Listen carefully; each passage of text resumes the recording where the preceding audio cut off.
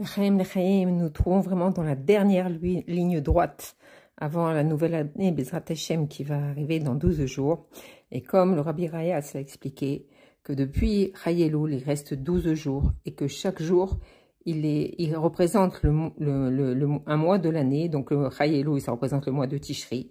Et donc ça nous permet de réparer le mois de Tishri et de préparer le mois de Tishri qui va arriver. Et ainsi pour chaque jour qui nous sépare de Chayeloul et de Rosh Hashanah. De plus, on a déjà expliqué que le mois d'Elul, comme l'explique l'Admor Zaken, le roi est dans les champs.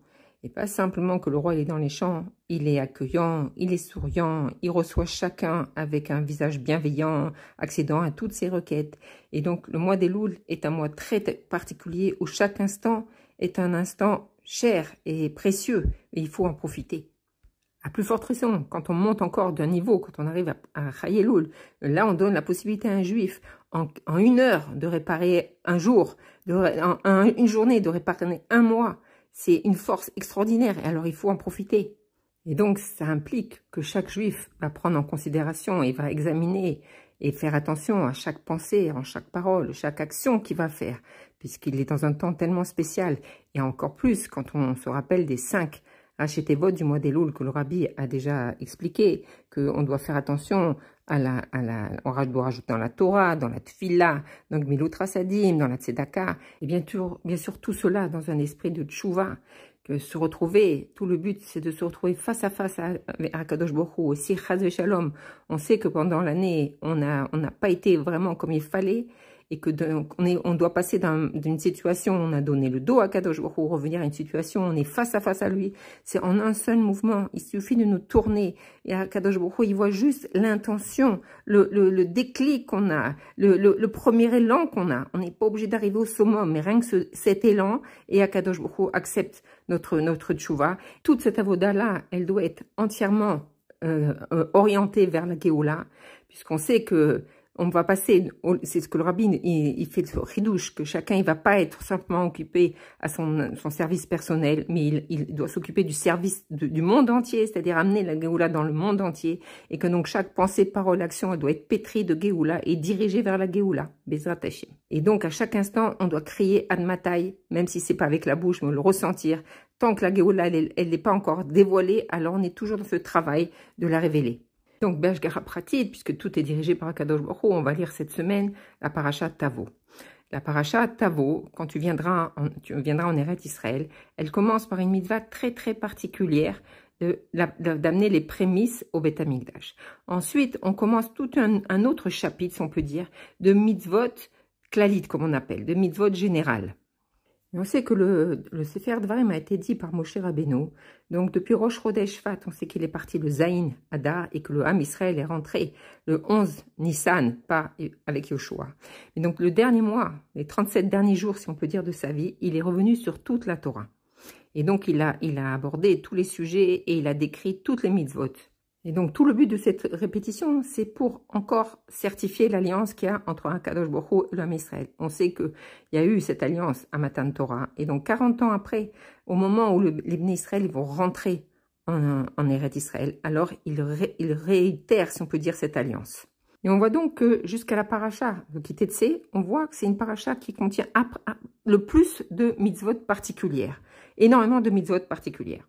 Et donc, une fois qu'il a énuméré toutes les mitzvot particulières, il commence à parler des mitzvot générales qui expriment l'alliance avec Akadosh Baruch Hu. Ce qui exprime que le Ham Israël s'engage à respecter Torah et mitzvot, et Akadosh Baruch Hu s'engage à respecter aussi de son côté, de nous protéger et de cette alliance, d'être son peuple et qu'il nous influence de toutes ses bénédictions. Et de nous amener, Bezrat Hashem, pendant toute génération, le but c'est de nous amener à la Géoula Shlema. Et donc on voit que tout de suite après cette mitzvah des Bikurim, alors Akadosh Baruch Hu, Moshe Rabbeinu, il commence à rappeler, en ce jour, l'Éternel ton Dieu t'ordonne d'exécuter ses décrets, c'est-à-dire il revient sur toute l'alliance avec Akadosh Baruch Hu, et ça, il va énumérer toutes les mitzvot générales jusqu'à Vezot HaBracha, jusqu'à la fin de la Torah. Et donc, ce qui est de très surprenant, c'est que Pour commencer toute cette brite que Moshe Rabbeinu nous rappelle, on commence la paracha par une mitzvah très très particulière, qui est la mitzvah des Bikurim, et qui en vérité n'a pas sa place ici. C'est une mitzvah particulière, et donc sa place, elle était dans la paracha Kititse. Mais Akadosh Baruch Hu décide d'ouvrir la paracha par cette mitzvah-là. Donc c'est pour nous faire comprendre que c'est sûr, le Rabbi nous dit qu'il doit y avoir un lien entre cette mitzvah et la généralité de la Torah.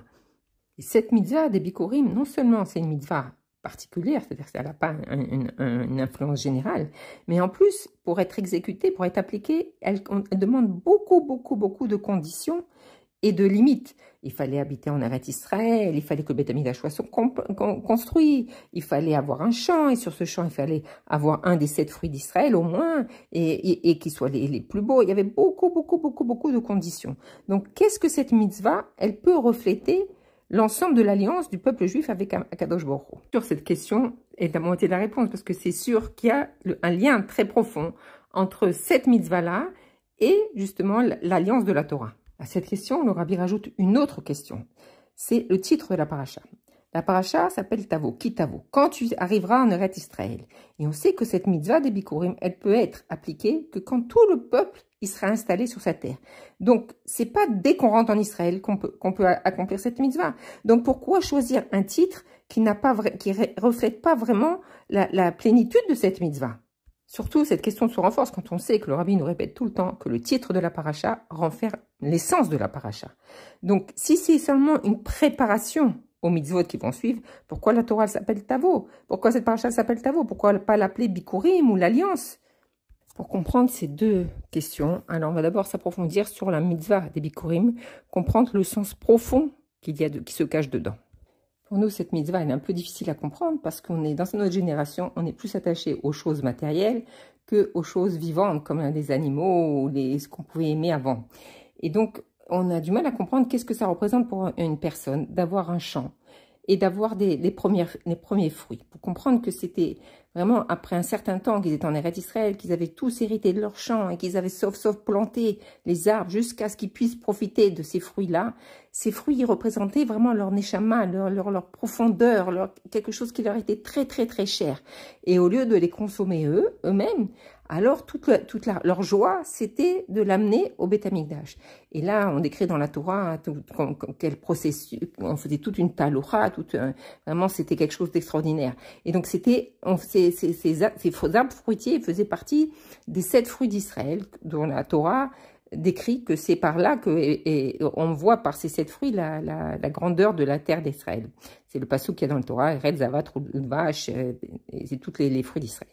Et donc c'était très particulier, et on n'a pas le temps de décrire ici, mais c'était vraiment une joie exceptionnelle, toute cette taloura pour amener les fruits au Beth Amikdash. Ça commençait du premier fruit qui sortait, on l'entourait, on faisait vraiment des soins très spéciaux, jusqu'à ce qu'ils soient mûrs et qu'on les met dans les plus beaux paniers pour les emmener au Beth Amikdash, et que chaque juif y participait, même ceux qui amenaient pas des bikurim, ils se joignaient à cette taloura, tellement c'était une joie extraordinaire. Et on mettait tous ces fruits sur un taureau, et même le taureau, on lui peignait ses cornes en or. C'était vraiment quelque chose d'exceptionnel. Et donc c'était quelque chose d'extraordinaire. Et donc quand on arrivait au port du Beth Amikdash, chacun prenait son panier et il rentrait dans le Beth Amikdash. Et même le roi d'Israël, il venait avec son panier, il le faisait pas porter par quelqu'un d'autre. Et on devait le porter jusqu'à côté dans le Beth Amikdash, devant même le Misbéach. Et ces bikurim, ces fruits, ils restaient dans le Beth Amikdash, on les récupérait pas.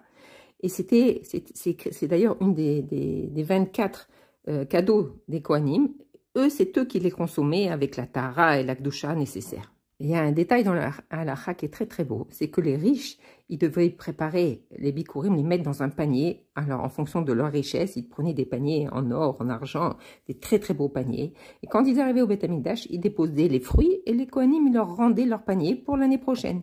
Mais quand c'était des pauvres, ils n'avaient pas les moyens de faire des beaux paniers. Et donc, c'est des paniers en paille, en fou.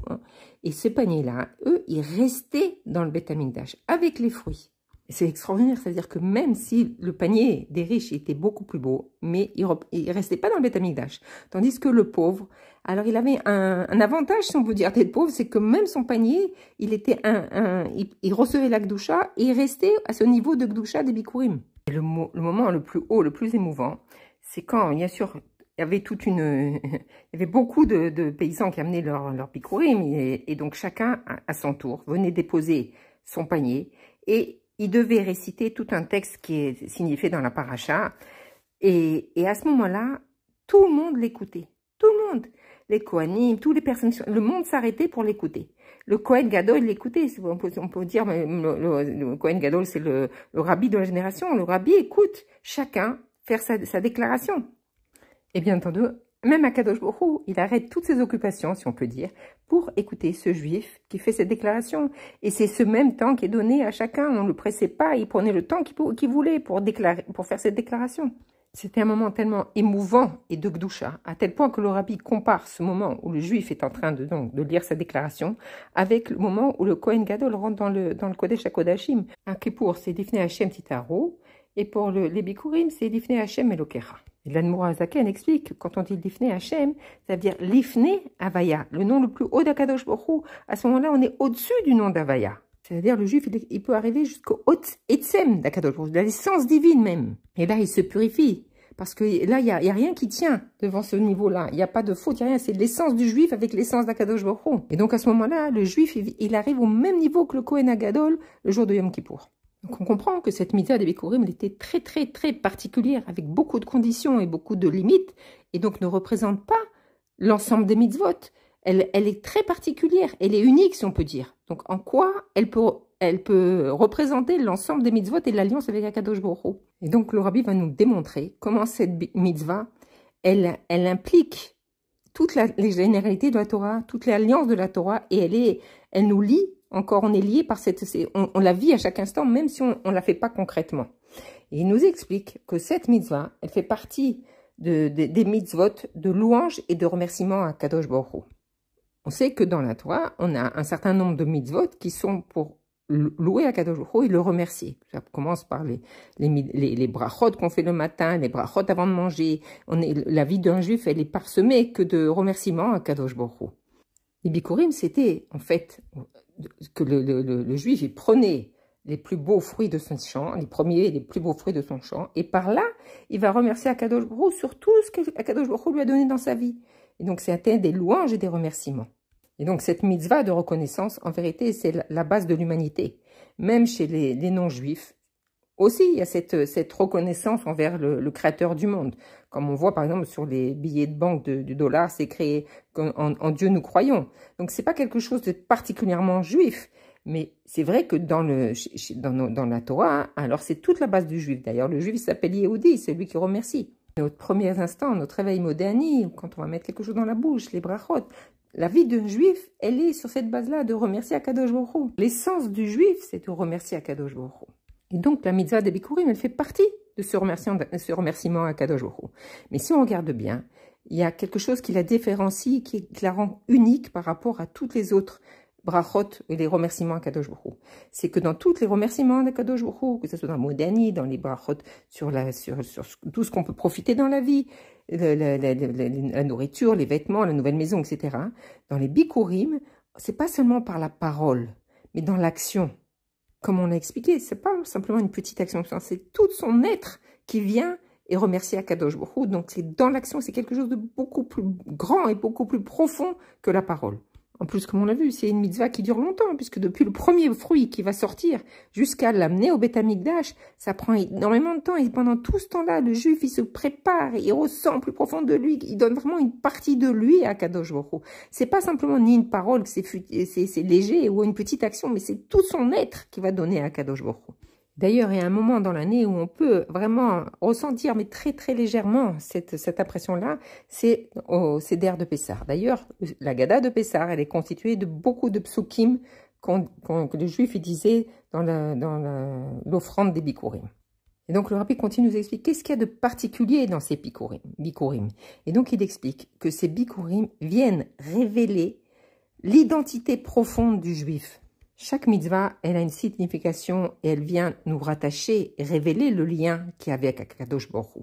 Et donc, dans les Bikurim, c'est pas simplement le lien qui va nous rapprocher d'Akadosh Baruch Hu, mais c'est il va se révéler lui-même. Ça veut dire quoi? Il va se révéler lui-même. Il va révéler sa racine, qu'il est un avec Akadosh Baruch Hu, au-dessus de tout le Seder Shtalshelut. Et donc, par ces mitzvahs de Bikurim, le juif va révéler qu'il est un avec Akadosh Baruch Hu, qu'il n'y a rien qui peut atténuer cette union, cette révélation, puisque il est un. Après, ça se révèle dans le monde, mais rien ne peut amoindrir ou salir cette unité. Et même s'il n'en est pas conscient. C'est comme des nuages devant le soleil. Le soleil, il est toujours là. Même si on ne le voit pas, il est là. Alors, rien ne peut atténuer cette kécher avec Akadosh Baruch Hu. Alors, de la même manière que les Bikurim, c'est le début de la production. Alors, le juif aussi, il est le début du monde. Comme c'est écrit, Bereshit bara Elokim et Hashamaim. Bet Reshit. Le monde, il a été créé pour le juif et pour la Torah. Et le Rabbi précise bien, c'est pas seulement dans la dimension générale du Ham Israël, mais que tout homme, femme et même enfant, où il se trouve, dans n'importe quelle situation où il se trouve, ou même s'il pense qu'il n'a aucun rapport avec la Yahadout, il est les Bikurim, il est les prémices du monde. Et chaque mot de la Torah, il est émet, et c'est pas simplement une allusion. Donc quand les Rachamim nous disent, ou c'est écrit, que chaque juif, il doit dire, il est obligé de dire, pour moi, le monde, il a été créé. Ça, c'est le émet. C'est une vérité. On ne peut pas changer cette vérité. Donc, ça veut dire que pour le juif, c'est le but du monde. Et il a toujours devancé le monde et c'est le but du monde. Et que ça nous donne une responsabilité extraordinaire. Et donc, cette mitzvah des Bikurim, elle va révéler qui on est vraiment. On est un avec Akadosh Baruch Hu. On est les prémices, nous aussi. Et donc, maintenant, on peut comprendre quel est le lien entre cette mitzvah et l'alliance de la Torah. Parce que cette mitzvah-là, hein, puisqu'elle va révéler notre profondeur, elle va se révéler non pas seulement par la parole, mais tout ce qu'on va faire, jusqu'à l'action, et que ça soit quelque chose qui va nous toucher vraiment de l'intérieur. Et donc c'est pour ça que cette paracha est toujours lue quelques jours avant Rosh Hashanah, pour rappeler, avant qu'on passe en jugement et qu'on regarde les actions de chacun, on se rappelle à nous qui on est. On est un avec Akadosh Baruch Hu, et on rappelle à Akadosh Baruch Hu qu'on est un avec lui. Maintenant, on va rentrer encore dans une étape un peu plus profonde. Comme on a dit, que c'est écrit Bereshit bara Elokim. Bet, c'est-à-dire qu'il y a deux Reshit. C'est quoi le deuxième? On a dit le premier, c'est le Ham Israël. Et le deuxième, c'est la Torah. C'est quoi la Torah? C'est la volonté d'Akadosh Baruch Hu, c'est la Chorma d'Akadosh Baruch Hu. Donc le monde, il a été créé pour la Torah et pour le juif. Mais on peut se dire, qui a devancé l'autre? La Torah ou le Ham Israël? On voit que s'il n'y a pas le peuple juif, alors la Torah, elle n'est pas dévoilée dans le monde. C'est la Chorma d'Akadosh Baruch Hu, elle n'est pas dévoilée dans le monde. Et d'un autre côté, s'il n'y a pas de Torah, Chas v'Shalom, le juif, il ne peut pas servir Dieu, il ne peut pas dévoiler Dieu dans le monde. Donc les deux, ils sont essentiels. Mais qui a précédé l'autre? Sauf les Rachamim, ils disent, Israël, il a devancé la Torah. Comment on le sait? C'est que dans la Torah, c'est écrit ordonne au Bnei Israël. Donc si on dit ordonne au Bnei Israël, ça veut dire que les Bnei Israël, ils ont précédé la Torah. Et comment on le voit dans l'application? Que quand Dieu préserve un juif, il est en danger Shabbat, alors on transgresse Shabbat pour ce juif. On va allumer le feu, on va le prendre à l'hôpital, on va faire tout ce qu'il y a à faire parce que le juif, il est plus important que la Torah. Une autre preuve. Imaginons, en prenant l'exemple d'un juif qui toute sa vie a agi contre la Torah. Peut-être il savait pas, il a fait beaucoup de choses sans savoir. Et même plus grave, il peut y avoir même des juifs qui combattent ouvertement Akadosh Baruch Hu, qui font exprès de faire le contraire de la Torah. Alors d'après la Torah, ces juifs, ils doivent recevoir une punition. Mais Akadosh Baruch Hu, si on demande à Akadosh Baruch Hu, qu'est-ce qu'on fait de ces juifs? Akadosh Baruch Hu, il va dire, ils vont faire tchouva, c'est sûr. Et pourquoi? Parce que ce même juif qui a fait toutes les avérotes, s'il arrive à remonter à sa racine, au-dessus de tout, où il est un avec Akadosh Baruch Hu, alors tout ça est effacé, ça ne prend plus de place, parce qu'il va révéler son lien profond avec Akadosh Baruch Hu. Et pour ça, il faut faire ce travail de tchouva.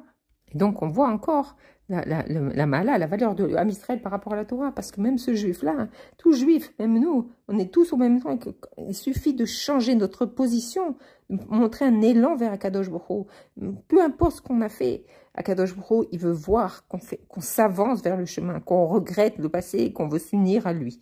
Et ça, c'est une nouvelle page qui s'ouvre. Ça veut dire que le juif, il est au-dessus de la Torah. Mais en vérité, dans la vie de tous les jours, Torah et Ham Israël, ça marche ensemble. Parce que la Torah, hein, c'est le dévoilement de la lumière divine. Et le juif, il va révéler son essence grâce à la Torah. Il est un avec Akadosh Baruch Hu. Maintenant, on va essayer de comprendre la nekuda essentielle de ce Dvar Malchut. Alors, les Bikurim, quand on a vu que Il y avait toute une préparation. Il fallait préparer les fruits, les nettoyer, les rendre les plus beaux possibles, ranger son panier, etc. Ensuite, il fallait réciter ce discours devant le Cohen et devant tout cela. Donc, c'était le moment le plus émouvant.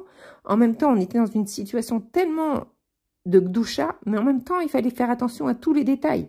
Et le rabbi nous expliquait que justement, pourquoi les bikurim, c'est la mitzvah klalit, c'est parce que à chaque instant, le juif, il doit ressentir la même chose que le bikurim, c'est-à-dire que chaque chose qu'il fait en pensée, parole, action, il est devant Akadosh Baruch Hu et que chaque chose, il a son importance. Il n'y a rien d'anodin, il n'y a rien de futile, tout est essentiel. Peu importe où il se trouve, dans quelle situation, dans quel endroit du monde, dans quel temps, parce que comme de la même manière que pour les bikurim, chaque détail il a son importance, alors aussi dans la vie d'un juif, puisqu'il est les bikurim, alors chaque détail a son importance. Et rien de futile dans la vie d'un juif. Chaque détail devient un but. Chaque détail, on voit que c'est les bikurim. Et donc, tout ça va nous faire prendre conscience que le juif, il doit savoir que chaque pensée, chaque parole, chaque action, même les petites choses qu'il fait, il est devant Akadosh Baruch Hu. Akadosh Baruch Hu, il l'écoute. Le Kohen, le Rabbi, il le regarde. Et tous les malachim, ils le regardent. Alors, ça prend une proportion complètement différente. Et donc, tout le monde va regarder comment tu te conduis. Si tu te conduis en ne faisant pas attention à tout ça, ou si tu prends au sérieux et tu prends sur toi, tu as conscience de qui tu es et que chaque chose, elle a une valeur de bikurim. Pour donner un exemple, c'est comme les pilotes. On a vu les choses extraordinaires qu'ils ont fait cette année, au moment de l'action. Alors, ils sont concentrés 100% dans leur action. Il n'y a pas un détail qui est en dehors de cette concentration. La manière même de respirer, la manière de regarder, la manière de se comporter, tout est concentré sur cette mission à 100%. Comme ça, un juif, il doit être complètement concentré sur cette mission. Et le rabbi nous enseigne quelque chose d'extraordinaire. Il nous dit que Akadosh Baruch Hu, il est un et unique. Il n'y a pas de composition. Akadosh Baruch Hu, c'est une entité unique. Il n'est pas composé de plusieurs parties. Et puisque nous, on est un avec Akadosh Baruch Hu, alors nous aussi, on a cette même valeur. Mais Akadosh Baruch Hu, il a créé le monde d'une certaine manière, qu'il y a un passé, un présent et un futur. C'est-à-dire qu'il y a la préparation à l'action, il y a l'action elle-même et il y a le résultat de l'action. Et le juif va se poser la question, est-ce que moi je fais partie de ce processus? On voit que dans le monde, toute chose qui est créée, elle a été créée pour quelque chose. Elle n'est pas venue d'elle-même. Il y a eu quelque chose avant qui l'a créée pour que cette chose elle-même, elle serve à autre chose. Ce qui veut dire que tout ce qu'il y a dans le monde, et même dans les mondes supérieurs, même les malachim, ils sont que intermédiaires au but. Mais le juif, lui, il est le but. Ce qui fait que l'endroit où il est, c'est le but. Le temps où il est, c'est le but. Précisément, l'endroit où tu es, c'est pas anodin, c'est le but. Tu es le but, c'est pas par hasard que tu es là-bas. D'ailleurs, quand le rabbi s'adresse, il écrit des lettres à l'occasion des fêtes, etc. Il dit, pour les Bnei Israël, là où il se trouve, à chaque endroit qu'on est, c'est le but du monde. Et là, tu dois amener t'es les prémices, tu dois amener ton intériorité, toute ta pnémiout, et déclarer ce même texte devant Akadosh Baruch Hu qui te regarde. Donc, en conclusion, le juif, il doit se dire, tout ce qui s'est passé jusqu'à cet instant précis, c'est pour m'amener au but. Ça veut dire que, comme on l'a dit, que le monde, il est créé pour moi. Donc, chaque chose qui est créée, c'est pour moi, pour que j'arrive à concrétiser ce but dans l'instant présent. C'est-à-dire, tout le passé, c'est pour arriver à ce but présent. Et tout le futur, il se tient à l'intérieur de moi aussi. Parce que je suis la shlémo du monde et que tout est en moi. Parce que le juif, comme il est uni avec Akadosh Baruch Hu, il a cette possibilité de s'élever au-dessus du monde et au-dessus du temps et de concrétiser, d'agir. Ce qui est dans le futur, de l'agir maintenant. Le juif, il ne dépend pas du temps, il est au-dessus du temps.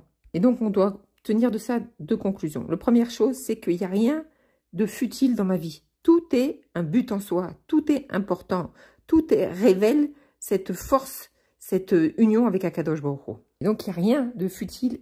Tout est essentiel dans ma vie, en temps, dans l'endroit, dans tout ce que je fais, tout est essentiel. Et la deuxième chose, je n'attends rien du futur. Tout doit se passer déjà ici, tout peut se passer déjà ici. Tout le futur, je peux l'amener dans le présent. Mashiach, now, vraiment, maintenant, on ramène Mashiach dans cet instant présent. Maintenant, on doit comprendre, c'est quoi la réponse à la question de l'alliance générale. Quand on fait une bride, c'est deux parties qui s'unissent. Et là, c'est Akadosh Baruch Hu qui veut faire une alliance avec les créatures Quel intérêt? Pour Akadosh Baruch Hu, les créatures ne tiennent pas en lui, elles sont insignifiantes. Donc pourquoi créer une alliance avec eux? La réponse est justement parce qu'on est les Bikurim, qu'on est un avec Akadosh Baruch Hu. Ah, c'est vrai que dans ce monde-là, c'est dans les mondes spirituels qu'on est un avec Akadosh Baruch Hu, mais que dans ce monde-là, on ne ressent pas cette essence. Alors la Torah nous dit, ben justement, pour que tu ressentes, alors on fait justement une brite, une alliance, pour que les choses elles soient scellées, que même dans ce monde-là, tu es un avec Akadosh Baruch Hu. Et grâce à ça, on reçoit tous les réceptacles, tous les outils pour accomplir cette brite dans nos vies. Et quand on dit, pour moi, le monde il a été créé, c'est pas simplement une belle phrase qu'on lit. Non, c'est une phrase qui doit être gravée en nous.